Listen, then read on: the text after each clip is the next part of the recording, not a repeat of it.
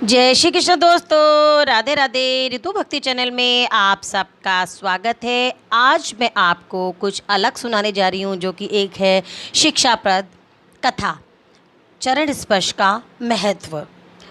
एक बूढ़ा पिता अपने आईएएस बेटे के चैम्बर में जाकर उसके कंधे पर हाथ रखकर खड़ा हो गया और प्यार से अपने पुत्र से पूछा, इस दुनिया का सबसे शक्तिशाली इंसान कौन है। पुत्र ने पिता को बड़े प्रेम से हंसते हुए कहा, मेरे अलावा और कौन हो सकता है पिताजी। पिताजी को इस जवाब की आशा न थी, तो उसे विश्वास था कि उसका बेटा गर्व से कहेगा, पिताजी, इस दुनिया के सबसे शक्तिशाली इंसान आप हैं, जिन्होंने मुझे इतना योग्य बनाया है। उनकी आंखें छलछला आईं और वो चैम्बर के गेट को खोलकर बाहर निकलने लगे। उन्होंने एक बार पुनः मुड़कर पीछे देखा और बेटे से पूछा, बताओ, इस दुनिया का सबसे शक्तिशाली इंसान कौन है। पुत्र ने इस बार कहा, पिताजी, आप हैं इस दुनिया के सबसे शक्तिशाली इंसान। पिता सुनकर आश्चर्यचकित हो गए।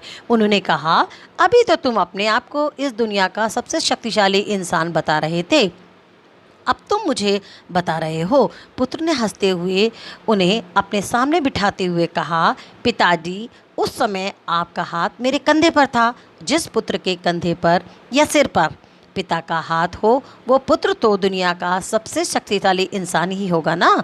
बोलिए पिताजी। पिताजी की आंखें भर गईं। उन्होंने अपने पुत्र को कस के गले से लगा लिया। किसी ने क्या खूब चंद पंक्तियाँ लिखी हैं, जो पिता के पैरों को छूता है वो कभी गरीब नहीं होता, जो माँ के पैरों को छूता है वो कभी बदनसीब नहीं होता, जो भाई के पैरों को छूता है वो कभी गमगीन नहीं होता, जो बहन के पैरों को छूता है वो कभी चरित्रहीन नहीं होता, जो गुरु के पैरों को छूता है उस जैसा कोई खुश नसीब नहीं होता। अच्छा दिखने के लिए मत जियो, बल्कि अच्छा बनने के लिए जियो।